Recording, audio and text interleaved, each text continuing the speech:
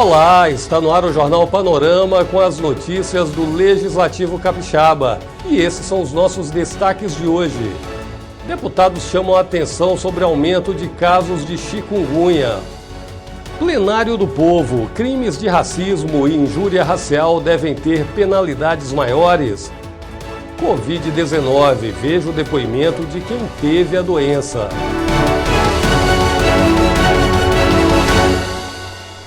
O período de chuvas e a proximidade do verão costumam trazer aumento de casos de dengue, zika vírus e chikungunya.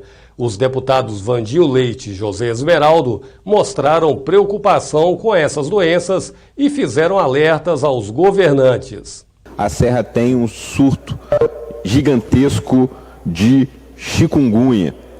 Infelizmente, nós só temos informações até outubro deste ano. Foram 1.072 pessoas infectadas, um aumento muito expressivo comparando com o mesmo período do ano passado, que foram apenas 88 infecções. Ou seja, de janeiro a outubro desse ano, 1.072 infecções de chikungunya. E de janeiro a outubro do ano passado, 88 infecções. Infelizmente, segundo a imprensa, a Prefeitura não está passando dados após outubro, mas nós que andamos a cidade toda e sempre estou muito presente nas comunidades do município da Serra, sabemos que a quantidade de casos continua muito a aumentar.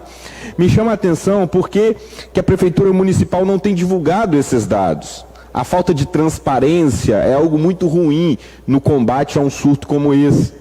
Seria necessário, sim, que a Prefeitura Municipal da Serra, de forma transparente, divulgasse para a imprensa e, ao mesmo tempo, orientasse as pessoas, fizesse um trabalho de orientação nas comunidades, porque essa é uma doença cruel, as dores que as pessoas sentem são imensas.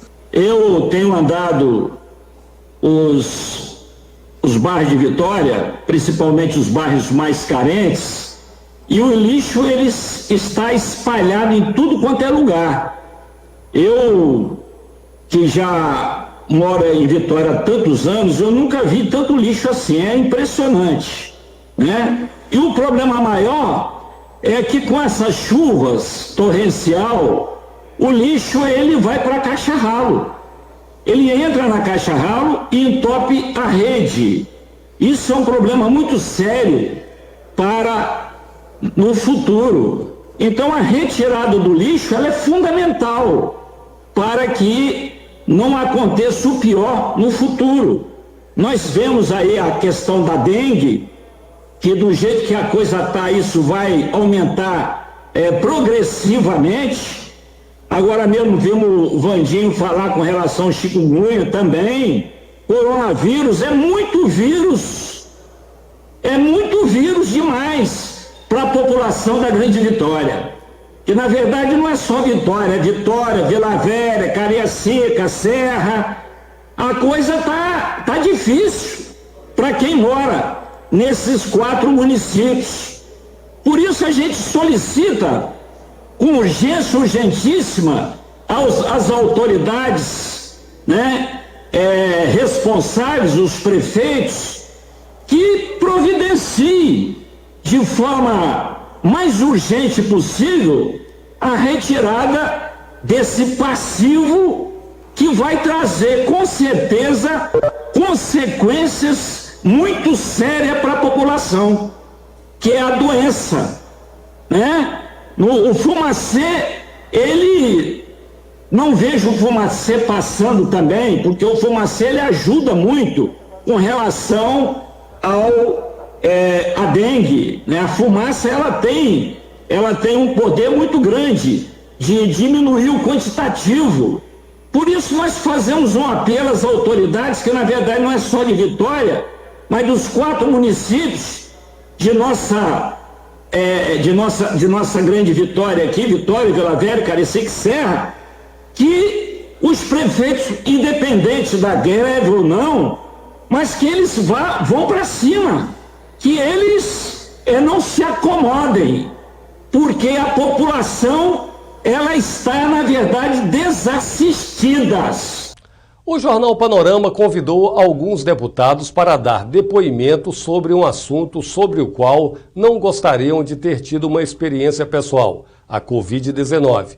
Todos foram infectados pelo coronavírus, desenvolveram a doença e estão recuperados. Agora, eles dividem o sentimento que tiveram no decorrer do processo e fazem um apelo. É preciso tomar cuidado. A Covid-19 não é uma gripe. Na edição de hoje, o testemunho é da deputada Janete de Sá. A Covid é uma doença grave, misteriosa, covarde, que deixa sequelas e leva muitas pessoas à morte. Eu, apesar de toda a cautela, de toda a precaução, eu peguei a Covid, eu fiz repouso, tomei toda a medicação, mas agravei. No 13º dia, saturação muito baixa, tive que ir para uma UTI, onde eu fiquei 11 dias internada, e no limiar entre a vida e a morte, fiquei mais 4 dias no quarto. Graças a um atendimento eficaz dos profissionais de saúde, muita fé em Deus e orações, foi possível a minha cura, mas eu tenho sequelas. Hoje eu tenho um temor muito grande da reinfecção, eu durmo a poder de medicação para poder conseguir dormir, porque eu não consigo dormir até o momento, depois de quase 3 meses de contaminada sem uma medicação. Estou tomando um complexo vitamínico, a partir de ferro, zinco e vitamina D, tenho que ter exposição solar e também tomo mais algumas medicações complementares que tem orientação de uma médica nutricionista.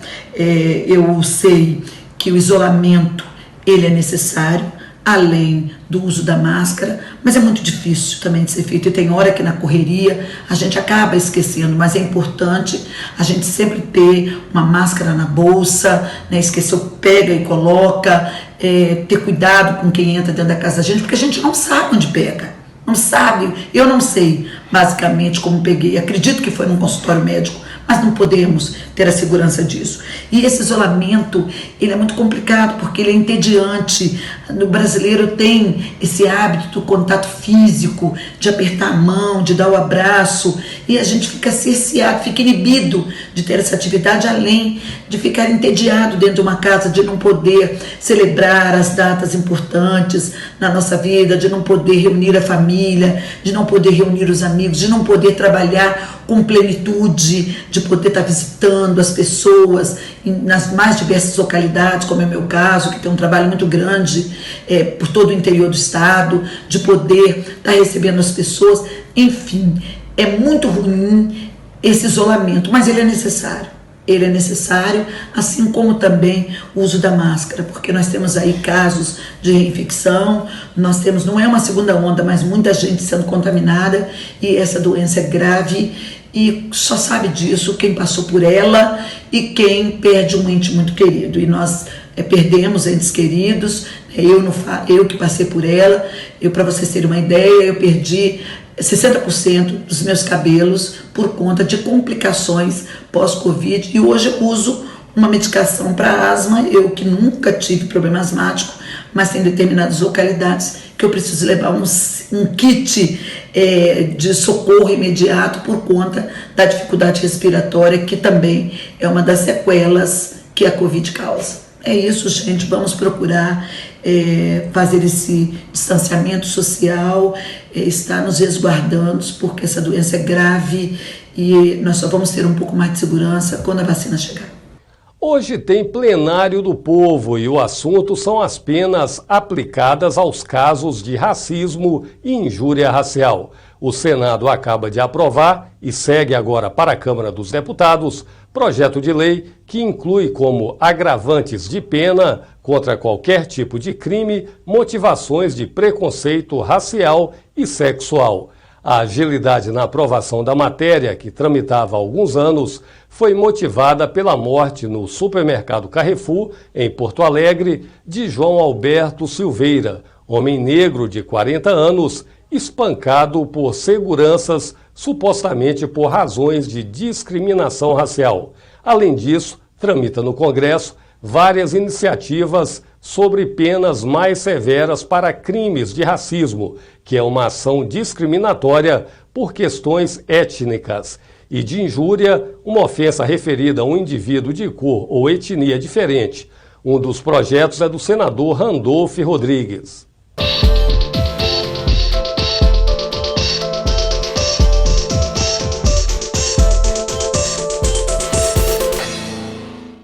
A morte de João Alberto Silveira, de 40 anos, no supermercado Carrefour, em Porto Alegre, colocou mais uma vez nas ruas o movimento Vidas Negras Importam, deflagrado por pessoas que consideram que ele foi vítima de racismo. Esse fato leva à reflexão sobre a necessidade de leis mais severas contra esse tipo de crime e pode impulsionar a aprovação de projeto do senador Randolph Rodrigues, que agrava as punições contra quem pratica crimes de racismo e de injúria racial.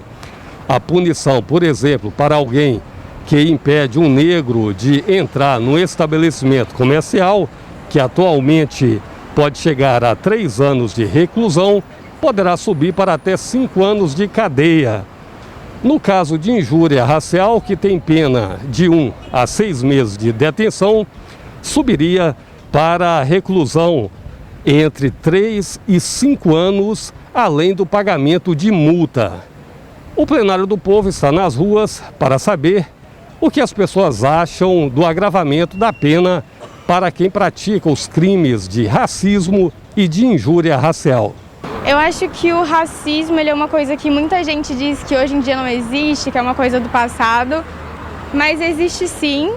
Recentemente começaram com a hashtag Vidas Negras Importam, e aí muitas pessoas começaram a questionar: só as vidas negras importam, as brancas não importam? E eu acho que é mais uma questão de senso de equidade. Todas as vidas importam, mas as negras são mais discriminadas por conta disso. As negras têm uma história de luta e de superação muito grande. Mesmo que a escravidão não exista mais, a cada momento que passa tem uma pessoa sendo discriminada, sofrendo por isso e pagando por uma coisa que não tem motivo, sabe? Não existe motivo para você discriminar uma pessoa. Acho que é uma coisa bem desnecessária. Concordo perfeitamente com a medida.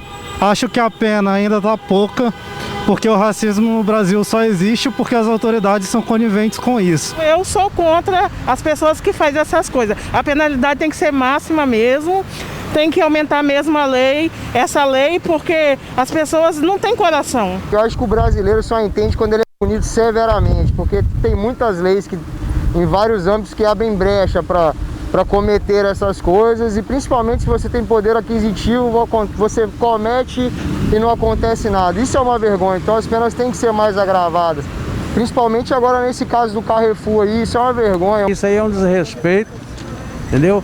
E não tem nem o que falar a respeito disso. A gente vê na televisão aí, a gente fica arrepiado só de ver o que é feito em função disso aí. Eu acho que isso já era para ter acabado há muitos anos. Eu acho que tem que agravar ainda mais essa questão do racismo, a questão do preconceito racial no Brasil tem que ser extinguida. E não tem que ser só 5 anos, não. Tem que ser crime hediondo para prisão perpétua e deixar o racista preso. Eu acredito que nós já temos leis suficientes. O que precisa acontecer no nosso país, no nosso estado, é o cumprimento delas, né? Porque não há penalidade. Porque elas chegam no departamento ou na instituição e elas conseguem dar suas cestas básicas, elas conseguem fazer ações sociais, porque a lei não vai detê-la ali para que ela realmente cumpra o que ela está descumprindo no sentido de cidadão, de respeito com o próximo. Penalizar a injúria de uma maneira mais pesada seria uma das possíveis soluções para as pessoas mudarem o comportamento delas em meio à sociedade onde a população preta, os homens e as mulheres pretos e pretas, são a maioria da população brasileira e continuam tendo que lidar com o preconceito das pessoas, tendo que se ver em posições inferiores e, além de estar nessas posições inferiores, ainda respondendo por questões que eles não têm responsabilidade. Como, por exemplo, eles são considerados inimigos da sociedade, pela cor eles são considerados bandidos. Então tudo isso tem a ver. A pessoa hoje, preta e preta, ela sai na rua sem saber se ela vai voltar para casa. e ela ter acesso aos lugares é o mínimo que o Estado tem que dar para essa pessoa. Então eu acredito que endurecer a pena vai sim ser um tipo de melhora. Apesar de o Estado punir ser uma questão que tem que se pensar em como vai punir e se esse processo vai respeitar todo o rito, né, do processo democrático de direito, com contraditória, ampla defesa. Então, na realidade, a penalização maior eu vejo como uma maneira melhor de lidar com o problema, sendo uma solução, mas tem que se ver se esse processo ele vai acontecer, porque hoje no Brasil a gente tem uma lei de racismo, mas que não funciona. E o Jornal Panorama de hoje fica por aqui, mas você pode continuar se informando sobre os trabalhos legislativos pelo portal da Casa e pelas mídias sociais. Obrigado pela sua companhia e continue ligado na programação da TV Assembleia, agora mais perto de você, no canal 3.2.